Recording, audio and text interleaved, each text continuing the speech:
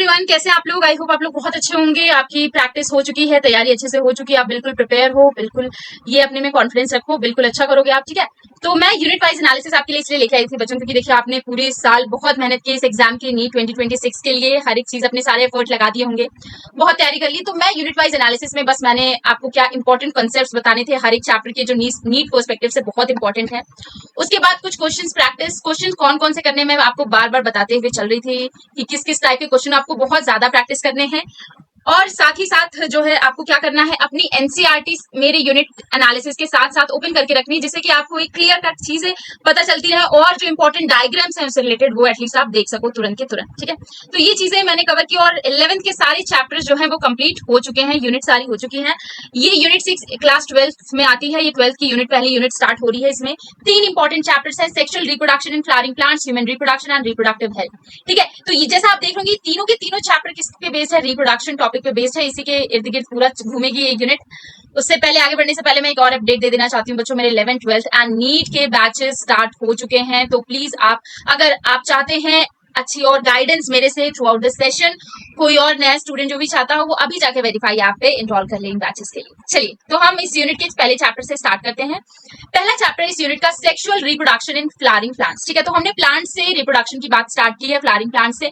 अब रिप्रोडक्शन हो रहा है बच्चों, तो इसमें बेसिकली जो फोकस हो रहा है किस पे हो रहा है, फर्टिलाइजेशन पे। ठीक है, फर्टिलाइजेशन कैसे हो रहा है, तो इसमें का सबसे पहला जो इंपॉर्टेंट टॉपिक है, जो पहला इंपॉर्टेंट कंसेप्ट है जिसको पे आपको बहुत ज्यादा ध्यान देना है, प्री फर्टिलाइजेशन मशीनरी, मतलब जिसमें माइक्रोस्पोरेंजियम एंड पॉलन आएंगे। अब इसमें जो पहले इंपॉर्टेंट चीज है एंथर वॉल लेयर।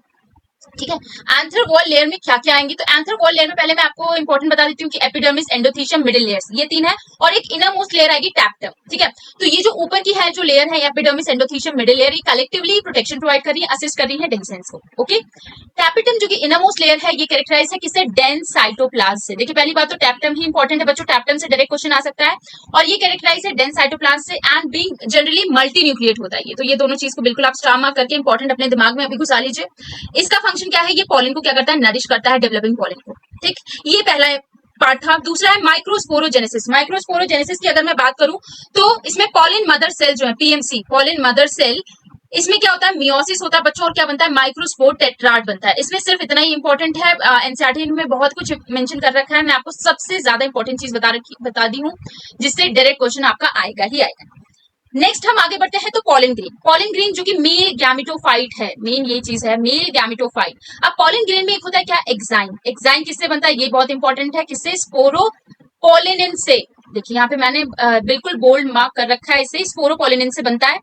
ठीक, ये इंपॉर्टेंट है, और ये एक्सप्लेन करता है कि क्यों पॉलिनेस को प्रिजर्व करता है एज अ फॉसिल। ठीक है, मोस्ट रेजिस्टेंट ऑर्गेनिक मटेरियल है स्पोरोपोलिनिन, कोई भी एंजाइम से डिग्रेड नहीं कर सकता, तो इसीलिए ये एक्सप्लेन करता है कि क्यों पॉलिन जो है एज अ फॉसिल प्रिजर्व किया जा सकता है, क्योंकि उसमें क्या होती है, स्पोरोपोलिनिन। तो ये आप बिल्कुल ध्यान रखिए, question assertion reason based question आ सकता है। ठीक है, जर्म पोर्स की बात कर लेते हैं, तो अपर्चर जहां पे स्पोरोपोलिनिन नहीं होते हैं, लोकेशन होता है पॉलन ट्यूब इमरजेंस का। ठीक, शेडिंग स्टेज क्या होती है, तो 60% ऑफ एंजियोस्पर्म जो है शेड हो जाता है 2 सेल स्टेज पे, मतलब वेजिटेटिव सेल है, जेनरेटिव सेल है, एंड रिमेनिंग जो 40% है वो कहां पे शेड हो रही है, एट 3 सेल स्टेज पे। 60% जो है किस पे हुई, 2 सेल स्टेज पे, एंड रिमेनिंग 40% जो है 3 सेल स्टेज पे, जिसमें जनरेटिव सेल डिवाइड होते हैं 2 मेल गैमीट्स में। ठीक है, ये इंपॉर्टेंट है बच्चों, शेडिंग स्टेज पे। तो मुझे उम्मीद है आप ये ध्यान रखेंगे, और इस पे बहुत सारे क्वेश्चन प्रैक्टिस कर भी चुके होंगे, और भी करिए। ठीक है, चलिए आगे बढ़ते हैं। तो ये हमने फर्स्ट पार्ट की बात की, जिसमें हमने देखा क्या, प्री फर्टिलाइजेशन मशीनरी। अब हम सेकेंड इंपॉर्टेंट चीज की बात करते हैं, the megasporangium, ovule and female gametophyte. Male gametophyte देखा हमने, अब फीमेल गैमेटोफाइट। ओव्यूल की एनाटॉमी देख लेते हैं बच्चों। देखिए इन लोगों का डायग्राम बहुत ज्यादा इंपॉर्टेंट है, तो डायग्राम प्लीज आप अपनी एनसीईआरटी खोल के साथ साथ डायग्राम देखते हुए चाहिए। चलिए, ओव्यूल की एनाटॉमी में एक हाइलम होता है, जो कि क्या होता है, जंक्शन जहां पे बॉडी ओव्यूल की फ्यूज होती है, किसकी, किससे, फ्यूनिकल से फ्यूज होती है। ओव्यूल की बॉडी फ्यूनिकल से फ्यूज होती है, किस जंक्शन पे, हाइलम बोलते हैं उस जंक्शन को। इन टेग्यूमेंट्स, ये प्रोटेक्टिव एनवेलप्स है, जो कि एक स्मॉल ओपनिंग छोड़ते हैं, जिसे हम माइक्रोपाइल कहते हैं। ठीक है, क्या बोलते हैं, माइक्रोपाइल, ये भी इंपॉर्टेंट है। अब मेगास्पोरोजेनेसिस की बात कर लें, तो मेगास्पोर मदर सेल, इसमें क्या होगा, मियोसिस हुआ, जो कि क्या है, मियोसिस क्या है बच्चों, हमें पता है सबको, रिडक्शनल डिवीजन है। इससे बने 4 मेगास्पोर, 4 मेगास्पोर में 3 डीजेनरेट हो गए, एक फंक्शनल मेगास्पोर रहा। ठीक है, ये इंपॉर्टेंट है किसके बारे में, मेगास्पोरोजेनेसिस के बारे में। इसके आगे हम बात कर लेते हैं किसके, एम्ब्रियो सैक की। एम्ब्रियो सैक, ये मोनोस्पोरिक इसमें डेवलपमेंट होता है। कैरेक्टरिस्टिक है किसका, एंजियोस्पर्म का, 7 सेल्ड 8 न्यूक्लिएट स्ट्रक्चर, डायग्राम जो एनसीईआरटी में दिया है, वेरी वेरी वेरी इंपॉर्टेंट है ये, ठीक है। फिलीफॉर्म apparatus ये लोकेटेड होता है माइक्रोपाइलर एंड ऑफ सिनर्जिट्स में। इसका फंक्शन होता है गाइड करना पोलन ट्यूब को किसमें, इनटू द सिनर्जिट। इसका यही फंक्शन होता है, ठीक। यहाँ पे आपका मेगास्पोरेंजियम ही कंप्लीट हो गया। आगे बढ़ते हैं बच्चों, अब बात आती है पॉलिनेशन की स्ट्रैटेजी एंड आउटब्रीडिंग जो डिवाइसेस होती हैं, ठीक है। तो देखिए इसका क्लासिफिकेशन पॉलिनेशन का, तो ऑटोगैमी, गिटनोगैमी, जीनोगैमी। ऑटोगैमी मतलब सेम फ्लावर में हो रहा है autogamy. Geitonogamy different flower same plant, मतलब प्लांट यही है, एक फ्लावर यहाँ पे है, एक फ्लावर यहाँ पे है, तो ये गिटनोगैमी हो गया। प्लांट सेम है लेकिन फ्लावर अलग अलग है, और इसी सेम फ्लावर पे हुआ तो वो हो गया क्या, ऑटोगैमी। याद रखिएगा, ध्यान रखिएगा, जेनेटिकली ऑटोगैमी, ठीक है, लेकिन फंक्शनली क्रॉस पॉलिनेशन किसे कहते हैं, गिटनोगैमी को। तो ऐसा भी पूछा जा सकता है, ये बहुत इंपॉर्टेंट लाइन है बच्चों। जेनेटिकली ऑटोगैमी लेकिन फंक्शनली क्रॉस पॉलिनेशन, गिटनोगैमी की कंडीशन, वेरी वेरी इंपॉर्टेंट, ठीक। जीनोगैमी में डिफरेंट प्लांट होता है, एक प्लांट यहाँ पे है, ठीक है, यहाँ से यहाँ पे जो पॉलिनेशन हो रहा है वो क्या हो गया, जीनोगैमी, डिफरेंट प्लांट है। Only type of bringing genetic variation, मतलब सिर्फ यही एक टाइप है जहां से हम जेनेटिक वेरिएशन की मतलब गुंजाइश रख सकते हैं, बाकी दोनों में तो नहीं रख सकते, ठीक। क्रिस्टोगैमस फ्लावर्स क्या होता है, इसके एग्जांपल इंपॉर्टेंट है बच्चों, वायोला, ऑक्सैलिस एंड कोमेलिना, ठीक है। जो फ्लावर कभी ओपन नहीं होते क्रिस्टोगैमस फ्लावर है। इनका सिग्निफिकेंस क्या है, ये सीड सेट एश्योर्ड होता है इसमें, पॉलिनेटर के एब्सेंस में भी इनका सीड सेट एश्योर्ड रहता है। तो ये इसका क्या है, एक सिग्निफिकेंस है क्रिस्टोगैमस फ्लावर्स का। अब आउट ब्रीडिंग डिवाइसेस देख लेते हैं। देखिए यहाँ पे मैंने लिखा है कि एनटीए का favourite area for statement question के लिए, स्टेटमेंट बेस्ड क्वेश्चन के लिए यहाँ से क्वेश्चन उठाते हैं ये लोग एनटीए वाले, तो प्लीज आप इसे बिल्कुल मिस मत करिएगा। इसमें है dichogamy, different timing of pollen release, stigma receptivity, ठीक है, different timing of pollen release, dichogamy. Self incompatibility important है इसमें, जेनेटिक मैकेनिज्म जो कि सेल्फ पॉलन जर्मिनेशन को प्रिवेंट करता है। Dicey, male and female flowers on different plant, ये प्रिवेंट करता है बोथ ऑटोगैमी एंड गिटनोगैमी। तो ये बहुत इंपॉर्टेंट है आउट ब्रीडिंग डिवाइसेस में, यहाँ से डायरेक्ट आपको स्टेटमेंट बेस्ड क्वेश्चन में आ सकता है, ठीक है। चलिए आगे चलते हैं बच्चों। तो आगे जो इंपॉर्टेंट हमारा इस चैप्टर का टॉपिक है double fertilisation, the signature of angiosperm, ठीक। तो डबल फर्टिलाइजेशन में दो चीजें होती हैं बच्चों, सिंगैमी एंड ट्रिपल फ्यूजन। हम सबको पता है ट्रिपल फ्यूजन देखते हैं हम, एंड सिंगैमी देखते हैं। तो सिंगैमी में क्या होता है, एक मेल गैमीट होता है, ठीक है, और एक एग होगा, ये फ्यूज करके क्या बना लिए, जाइगोट बना लिए। अब ये जाइगोट क्या है, इसकी प्लॉइडी एन है, याद रखिएगा। ट्रिपल फ्यूजन में क्या होता है, मेल गैमेट, दो पोलर न्यूक्लियाई, ये क्या बनाएंगे, प्राइमरी एंडोस्पर्म न्यूक्लियस, पीईएन, ये क्या होगी इसकी प्लॉइडी 3n होगी, ये प्लॉइडी प्राइमरी एंडोस्पर्म न्यूक्लियस, ये ध्यान रखिएगा। तो अब इसमें देखिए क्या दो टाइप के फ्यूजन हुए सिंगल एम्ब्रियो सैक में, ओके। ये हो गया डबल फर्टिलाइजेशन की बात, इतनी चीजें बहुत इंपॉर्टेंट है, ये आपको ध्यान रखनी है। Post fertilisation and special cases भी देख लेते हैं। तो एंडोस्पर्म की बात करें तो ये डेवलप होगा बिफोर द एम्ब्रियो, जिससे कि ये इंश्योर करता है कि न्यूट्रिशन मिलता रहे, ठीक है। तो इस पे फोकस करिएगा। कोकोनट वाटर ये फ्री न्यूक्लियर एंडोस्पर्म है, ठीक है। व्हाइट जो कर्नल है वो सेलुलर एंडोस्पर्म है, कोकोनट में। पेरिस्पर्म क्या होता है बच्चों, ये पर्सिस्टेंट न्यूक्लियस होता है, found in black pepper and beet, black pepper and beet में पाया जाता है पेरिस्पर्म। एपोमिक्सिस क्या होता है, ये production of seed without fertilisation, उसे एपोमिक्सिस कहते हैं। ये बच्चों मिमिक करता है सेक्सुअल रिप्रोडक्शन को, बट ये एसेक्सुअल होता है, ठीक है, याद रखिएगा। पॉलीएम्ब्रियोनी, जब एक से ज्यादा एम्ब्रियो हो एक सीड में, वो पॉलीएम्ब्रियोनी की कंडीशन होती है। सिट्रस एंड मैंगो इसका एग्जांपल है, तो ये भी इंपॉर्टेंट है बच्चों। Apomixis, polyembryony, syngamy, triple fusion, ये डायरेक्ट आपसे पूछ लिया जाएगा। तो ये इसमें इस वाले स्लाइड में मैंने जो चीज बताई वेरी वेरी वेरी इंपॉर्टेंट है, बिल्कुल इसे आपको ध्यान रखना है, क्वेश्चन प्रैक्टिस करना है, और डायग्राम देखते हुए चलिए, बहुत ज्यादा इंपॉर्टेंट है इस चैप्टर के लिए, ठीक है। चलिए बच्चों, तो यहाँ पे देखिए फ्लावरिंग प्लांट में जो रिप्रोडक्शन का पार्ट था यहाँ पे कंप्लीट होता है। जो चीजें इसमें मैंने male gametophyte, female gametophyte, double fertilisation, post fertilisation, pollination की जो चीजें बताई, उसके स्पेशल केसेस और पोस्ट फर्टिलाइजेशन के स्पेशल केसेस, ये सारे आपको इंपॉर्टेंट चीजें हैं जो ध्यान में रखते हुए चलना है, क्वेश्चन मैक्सिमम प्रैक्टिस करना है, ठीक है। आगे हम स्टार्ट करते हैं नया चैप्टर इस यूनिट का, ह्यूमन रिप्रोडक्शन, ठीक है। ह्यूमन रिप्रोडक्शन की बात करें बच्चों तो हमें पता है पहला इंपॉर्टेंट चीज मेल रिप्रोडक्टिव सिस्टम एंड दूसरा फीमेल रिप्रोडक्टिव सिस्टम, ठीक है। तो मेल एंड फीमेल की पहली बात तो हमें करनी है, हमने फ्लावरिंग प्लांट में भी देखा ऐसे ही, चले अब हम ह्यूमन में भी ऐसे ही चलेंगे। तो मेल रिप्रोडक्टिव सिस्टम की बात करें, इसमें बच्चों सबसे पहले टेस्टिस की लोकेशन कहाँ पे होती है, स्क्रोटम में होती है, मेंटेन करता है temperature 2 to 2.5 degree Celsius lower than body temperature, और आपको पता है ये क्यों करता है, फॉर स्पर्मेटोजेनेसिस, ताकि स्पर्मेटोजेनेसिस अच्छे से हो सके, ओके। अब सेमिनिफेरस ट्यूब्यूल की बात कर लेते हैं बच्चों। तो सेमिनिफेरस ट्यूब्यूल में तीन चीजें हैं, एक हो गया male germ cell, Sertoli cell and Leydig cell. बहुत इंपॉर्टेंट है, कंफ्यूज मत होइएगा। मेल जर्म सेल को स्पर्मेटोगोनिया भी बोलते हैं। इसमें क्या होता है, इसमें होता है मियोसिस होता है, ठीक है। सर्टोली सेल ये प्रोवाइड करता है न्यूट्रिशन किसको, जर्म सेल्स को। लेडिक सेल्स को हम इंटरस्टिशियल सेल भी बोलते हैं, और ये कहां पे पाया जाता है, आउटसाइड ट्यूब्यूल्स, सेमिनिफेरस ट्यूब्यूल के आउटसाइड। ये सिंथेसाइज करेगा, सिक्रीट करेगा क्या, एंड्रोजन। तो क्वेश्चन आ जाएगा आपका, एंड्रोजन मतलब टेस्टोस्टेरोन कहां से सिक्रीट होता है बच्चों, आप क्या रिप्लाई करेंगे, आपको किस पे टिक करना है, लेडिक सेल, इंटरस्टिशियल सेल, कुछ भी लिखा होगा इनमें से आप टिक कर दीजिएगा। सिंथेसाइज करते हैं, सिक्रीट करते हैं एंड्रोजन टेस्टोस्टेरोन, किसके इन्फ्लुएंस में, ल्यूटिनाइजिंग हार्मोन के इन्फ्लुएंस में, गोनाडोट्रोपिन हार्मोन है ये, तो उसके इन्फ्लुएंस में ये एंड्रोजन को सिंथेसाइज करते हैं, सिक्रीट करते हैं। अब एसेसरी डक्ट्स की बात कर लें बच्चों, तो एसेसरी डक्ट का पाथवे बहुत इंपॉर्टेंट है, रीटे टेस्टिस, वासा एफरेंशिया, एपिडिडाइमिस, वास डिफरेंस। यहीं पे आप कंफ्यूज होते हैं, इसलिए मैंने यही चीज यहाँ पे मेंशन कर रखी है कि कैसे आपको पाथवे इसी पैटर्न में आपको फॉलो करना है। सीमेन में क्या होता है, सिक्रीशन ऑफ सेमाइनल वेसिकल जो कि रिच होता है फ्रक्टोज में, कैल्शियम में। Then prostate, bulbo urethral gland, ये लुब्रिकेशन में हेल्प करता है, बल्बो यूरिथ्रल ग्लैंड का जो सिक्रीशन होता है, तो ये चीज इसमें इंपॉर्टेंट है, ठीक। तो यहाँ पे आपने क्या देखा, मेल रिप्रोडक्टिव सिस्टम, इसमें जो मोस्ट इंपॉर्टेंट चीजें थी वो मैंने बता दी, वो आपको बिल्कुल दिमाग में ध्यान में रखना है। ओके बच्चों, तो मेल रिप्रोडक्टिव सिस्टम हमने अभी कंप्लीट किया बच्चों। अब हम चलते हैं फीमेल रिप्रोडक्टिव सिस्टम में। फीमेल रिप्रोडक्टिव सिस्टम में ओवरीज जो है प्राइमरी फीमेल सेक्स ऑर्गन्स है, ये हमें पता है। ओविडक्ट की बात कर लेते हैं, ठीक है। ओविडक्ट्स की बात कर लें, जिसे हम फैलोपियन ट्यूब्स भी बोलते हैं, तो आप इस पे कंफ्यूज नहीं होंगे, आई होप। इसमें होता है इनफंडिबुलम, जिसमें फेमरी होती है टू कलेक्ट ओवम। इसका भी डायग्राम दोनों का, चाहे मेल हो चाहे फीमेल, इन दोनों का डायग्राम बहुत इंपॉर्टेंट है बच्चों। डायग्राम से आप इजिली रिलेट कर पाएंगे, ठीक है। तो इनफंडिबुलम में क्या होता है, फेमरे होता है जो कि कलेक्ट करता है ओवम को, ठीक है। एंड एम्पुला जो है वाइडेस्ट पार्ट होता है, एम्पुला स्थमिक एम्पुलरी जो जंक्शन होता है बेसिकली, वो होता है साइट ऑफ फर्टिलाइजेशन, ठीक है। तो साइट ऑफ फर्टिलाइजेशन है। यूट्रस वोम, इसमें 3 लेयर्स हैं, पेरीमेट्रियम, मायोमेट्रियम जो कि स्मूथ मसल फॉर पार्चुरेशन है, एंड एंडोमेट्रियम ये ग्लैंडुलर लेयर है जो कि जिसमें साइक्लिक चेंजेस होते हैं। मेंस्ट्रुअल साइकिल के टाइम पे जो साइक्लिक चेंजेस होते हैं वो होते हैं किसमें, एंडोमेट्रियम में। एंड पार्चुरेशन के टाइम पे स्मूथ मसल्स जो रहती है पार्चुरेशन के टाइम पे जो हेल्पफुल है वो कौन सा है, मायोमेट्रियम, ठीक है। तो ये 3 लेयर इंपॉर्टेंट है यूट्रस की। फीमेल रिप्रोडक्टिव सिस्टम में बस इतनी चीजें इंपॉर्टेंट है बच्चों। तो आगे बढ़ते हैं हम, गैमेटोजेनेसिस। देखिए गैमेटोजेनेसिस को हम कंट्रास्ट लॉजिक से ही पढ़ें तो बहुत अच्छा है कि स्पर्मेटोजेनेसिस एंड oogenesis को दोनों को कंपेयर करते हुए चलेंगे ना, पढ़ेंगे तो हमें इजी रहेगा वो थोड़ा, ठीक है। तो वैसे ही मैंने यहाँ पे आपको आपके लिए कर रखा है। गैमेटोजेनेसिस मतलब हमें पता है बच्चों, गैमीट का फॉर्मेशन, ये बताने की तो जरूरत नहीं है। Gamete formation is gametogenesis. अब देखिए दो होती है स्पर्मेटोजेनेसिस। स्पर्मेटोजेनेसिस मतलब formation of sperm is spermatogenesis, and oogenesis मतलब ओवा का फॉर्मेशन। स्टार्ट टाइम कब है स्पर्मेटोजेनेसिस में, स्टार्ट टाइम है प्यूबर्टी, मेल में। स्पर्मेटोजेनेसिस मेल में होता है एंड ये फीमेल में होता है, पता है हमें। एंड अगर oogenesis का स्टार्ट टाइम की बात करें तो ये एम्ब्रियोनिक लाइफ, एम्ब्रियोनिक स्टेज में ही बिफोर बर्थ oogenesis स्टार्ट हो जाता है।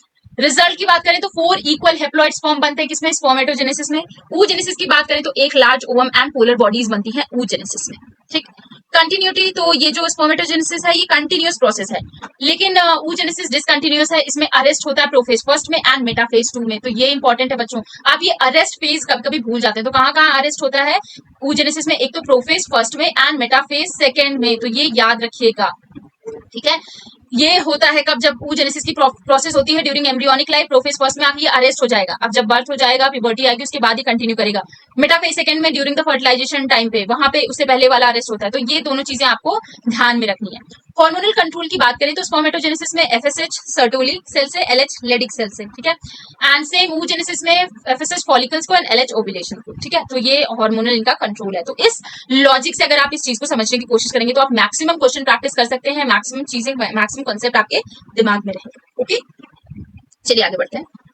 अब हम आ जाते हैं किसमें, मेंस्ट्रुअल साइकिल। मेंस्ट्रुअल साइकिल में भी हार्मोनल विजुअल बहुत इंपॉर्टेंट है बच्चों, और एक ग्राफ दिया गया है एनसीईआरटी में मेंस्ट्रुअल साइकिल का, वो भी बहुत बहुत बहुत इंपॉर्टेंट है। वो आप बिल्कुल, आप अभी अगर नहीं आपने इतना ध्यान दिया तो अभी भी आप ओपन करके उस ग्राफ को जरूर देखिए, बार बार देखिए क्योंकि क्वेश्चन आ जाएगा।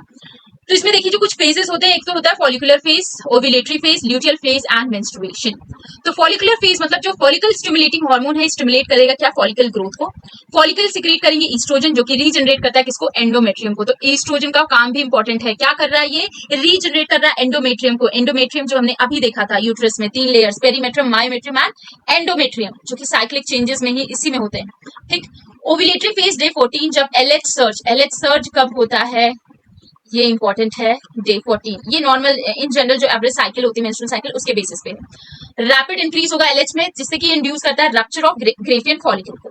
ल्यूटियल फेज की बात करें तो रप्चर्ड फॉलिकल ट्रांसफॉर्म हो जाएंगे कॉर्पस ल्यूटियम में, सिक्रीट करेंगे लार्ज अमाउंट ऑफ प्रोजेस्टेरॉन। अब प्रोजेस्टेरॉन का काम भी बहुत इंपॉर्टेंट है, ये इंपॉर्टेंट होता है मेंटेनेंस ऑफ एंडोमेट्रियम के लिए, ये आपको ध्यान रखना है।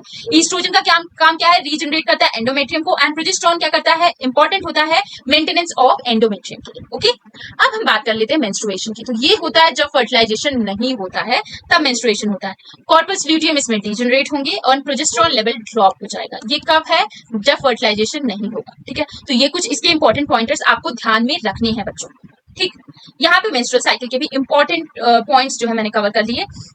आगे बढ़ते हैं, फर्टिलाइजेशन, प्रेगनेंसी एंड पार्चुरेशन। ठीक है, तो फर्टिलाइजेशन में सबसे पहले एक्रोसोम रिएक्शन देख लें। तो इसमें स्पर्म रिलीज कर रहा है एंजाइम जो कि पेनिट्रेट करेगा जोना पेल्यूसिडा को। ठीक है, और ये इंड्यूस करेगा ब्लॉक टू पॉलीस्पर्मी। देखिए क्या होता है, ये एग है बच्चों, इसके साइड में मेम्ब्रेन है। ठीक है, तो जो स्पर्म जब आता है, ठीक है, तो एक ही स्पर्म जाके बाइंड करे, ये इंश्योर करता है, पॉलीस्पर्मी को ब्लॉक करता है जब स्पर्म रिलीज करेगा एंजाइम पेनिट्रेट करने के लिए जोना पेल्यूसिडा को। तो ये जो रिएक्शन हुआ, एक्रोसोमल रिएक्शन, ये बेसिकली इंड्यूस कर रहा है कि पॉलीस्पर्मी ना हो, मल्टीपल स्पर्म आके ना जो है फ्यूज करे। ठीक है, ब्लास्टोसिस्ट की बात करें तो ये जो स्टेज होती है जिसमें इम्प्लांटेशन होता है, आउटर लेयर ट्रोपोब्लास्ट है, इनर सेल मास है, स्टेम सेल्स। ठीक है, प्लेसेंटा एंडोक्राइन टिश्यू की तरह एक्ट करेगा। अब प्रेगनेंसी एक्सक्लूसिव हार्मोन्स भी बता दूं बच्चों कौन कौन से, HCG जो सिर्फ और सिर्फ प्रेगनेंसी के टाइम पे ही रिलीज होते हैं, HPL एंड रिलैक्सिन। रिलैक्सिन जो है ये कहां से सिक्रीट हो रहा है, ओवरी से सिक्रीट हो रहा है, ये इंपॉर्टेंट पार्ट है बच्चों। अब पार्चुरेशन के टाइम पे क्या होता है बच्चों, फीटल इजेक्शन रिफ्लेक्स होता है। ये कब ट्रिगर होगा, जब वो फुल्ली डेवलप फीटस है और प्लेसेंटा, इन दोनों से ये ट्रिगर हो रहा है। इंड्यूस क्या कर रहा है, the release of oxytocin. Oxytocin जो हार्मोन है बच्चों, ये कॉन्ट्रैक्शन में बहुत ज्यादा हेल्प कर रहा है फ्रॉम द मैटरनल पिट्यूटरी से निकलेगा। और एक पॉजिटिव फीडबैक लूप का क्या मतलब है कि ऑक्सीटोसिन रिलीज हुआ, इसने कॉन्ट्रैक्शन स्टार्ट किया, कॉन्ट्रैक्शन चालू हो गया। अब ये कॉन्ट्रैक्शन जो और ऑक्सीटोसिन को रिलीज कराएगा, ये मतलब एक तरह से पॉजिटिव फीडबैक दे रहा है कि और रिलीज हो, मतलब कॉन्ट्रैक्शन और होता रहे जब तक कि बेबी की डिलीवरी हो नहीं जाती। ठीक है, तो ये पॉजिटिव फीडबैक लूप होता है। तो यहाँ पे फर्टिलाइजेशन, प्रेगनेंसी एंड पार्चुरेशन भी कंप्लीट होता है। तो यहाँ पे ह्यूमन रिप्रोडक्शन जो इस यूनिट का सेकंड चैप्टर है वो भी कंप्लीट होता है बच्चों, जिसमें हमने मेल रिप्रोडक्टिव सिस्टम देखा, फीमेल रिप्रोडक्टिव सिस्टम देखा, गैमेटोजेनेसिस की बात की, मेंस्ट्रुअल साइकिल की बात की, फर्टिलाइजेशन, प्रेगनेंसी एंड पार्चुरेशन की बात की। ठीक है, तो और एक और चीज, जेस्टेशनल जो पीरियड है ना, ग्रोथ पीरियड, जेस्टेशन, ठीक है, जिसमें पूरे 9 मंथ में कैसे कैसे ग्रोथ होता है बच्चों, वो भी इंपॉर्टेंट चीज है, ये भी आपको बिल्कुल मिस नहीं करनी। ठीक है, तो चलिए यहाँ पे सेकंड चैप्टर भी खत्म होता है, थर्ड चैप्टर की तरफ से हम आगे मूव करते हैं, रिप्रोडक्टिव हेल्थ। ठीक है, रिप्रोडक्टिव हेल्थ में जो आप शुरू की चैप्टर जब एनसीईआरटी खोलते हैं ना, शुरू के कुछ पेजेस देखेंगे इसमें, तो इसमें देखिए कुछ इंपॉर्टेंट चीजें हैं जिसको मैंने उठा के बस यहाँ पे रखी हैं, लेके आई हूँ एनसीईआरटी का ही निकाल के, वो देखना जरूरी है। Population explosion and birth control. तो देखिए population explosion and birth control में आपको सबसे पहले बात की जाएगी बहुत इंपॉर्टेंट चीज, आइडियल कॉन्ट्रासेप्टिव्स की। आइडियल कॉन्ट्रासेप्टिव्स की क्या कैरेक्टरिस्टिक्स होते हैं ये जानना जरूरी है, जैसे कि should be user friendly, easily available, effective, reversible with no or least side effects, and should not interfere with sexual drive. ठीक है, ये इंपॉर्टेंट कैरेक्टरिस्टिक है।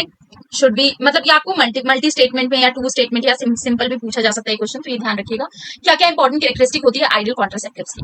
अब कॉन्ट्रासेप्टिव मेथड्स जो है ये बहुत हाई एरिया मैंने लिख रखा है बच्चों, क्योंकि बहुत इंपॉर्टेंट है। इसमें आता है नेचुरल या फिर ट्रेडिशनल मेथड। नेचुरल में जैसे पीरियोडिक एब्स्टिनेंस, डे 10 to 17 की जो साइकिल होती है, वहां पे उस साइकिल में 10 to 17 की साइकिल में जो कोइटस मतलब कि वो प्रोसेस होता है कोइटस का, वो अवॉइड करना।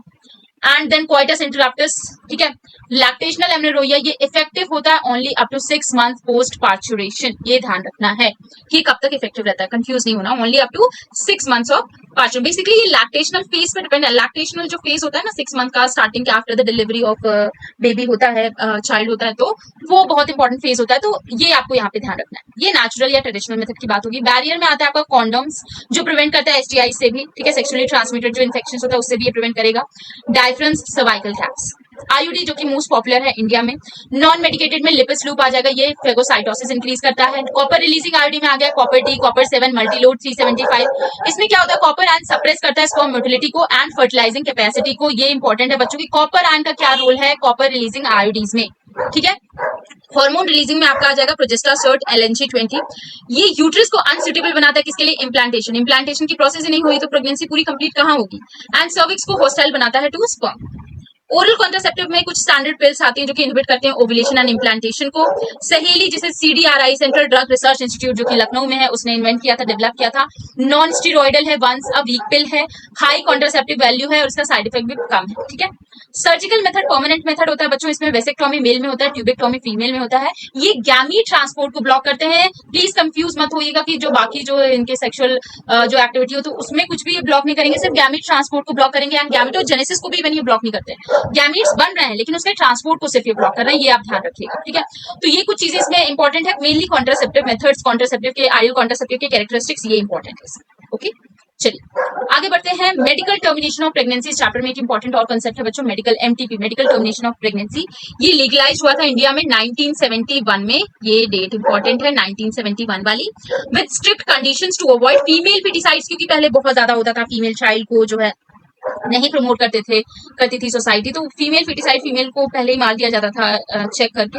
तो ये लीगलाइज हुआ medical termination of pregnancy with strict condition, जिससे कि फीमेल फिटिसाइड को अवॉइड किया जा सके, वो कंडीशन डाला गया। ठीक है।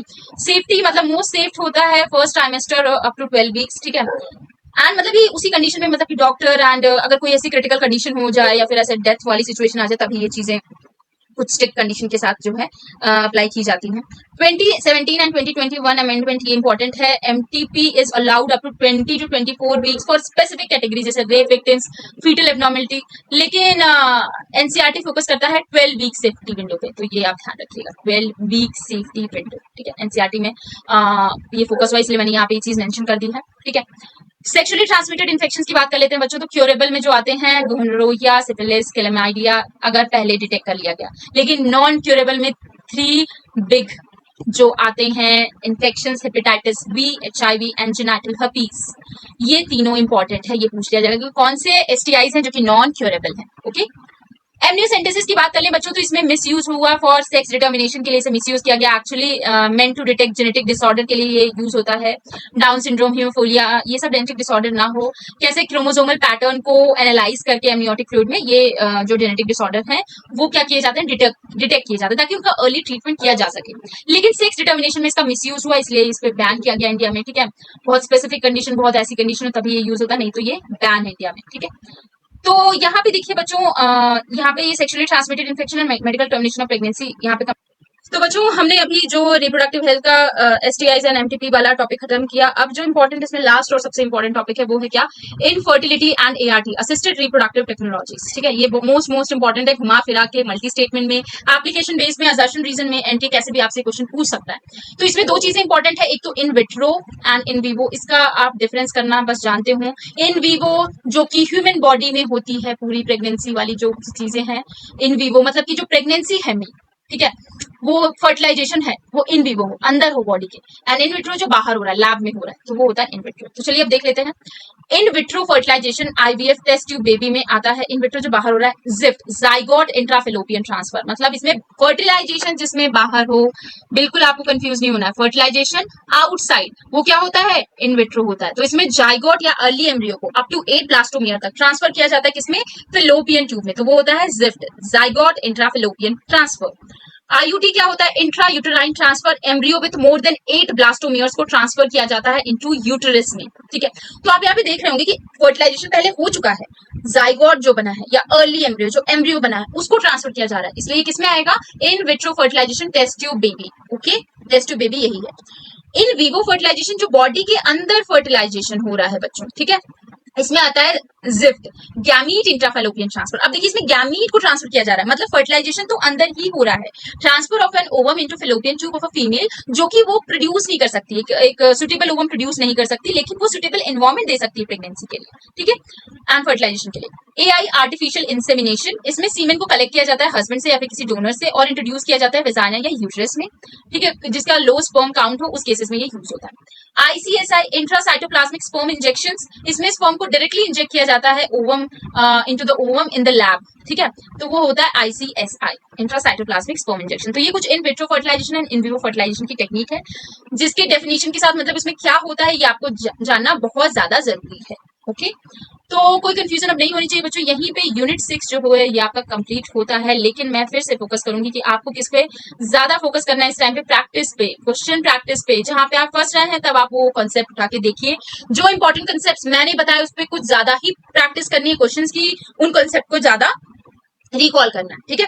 तो चलिए हम चलते हैं अपने क्वेश्चन प्रैक्टिस में। क्वेश्चन में सबसे पहला क्वेश्चन है, a woman has a blockage in both her fallopian tubes but has normal uterus and functional ovaries, which of the following ART procedure is not suitable for her? ठीक है, तो यहाँ पे क्या बोला जा रहा है कि एक विमेन है जिसमें जो फेलोपियन ट्यूब है दोनों तरफ से ये ब्लॉक है, ठीक है, लेकिन यूट्रस एंड फंक्शनल ओवरीज इसकी सही है। तो कौन सी एआरटी है प्रोसीजर जो इसके लिए सुटेबल नहीं है बच्चों? तो IVF, ET, in vitro fertilisation, नहीं, ये तो सुटेबल है।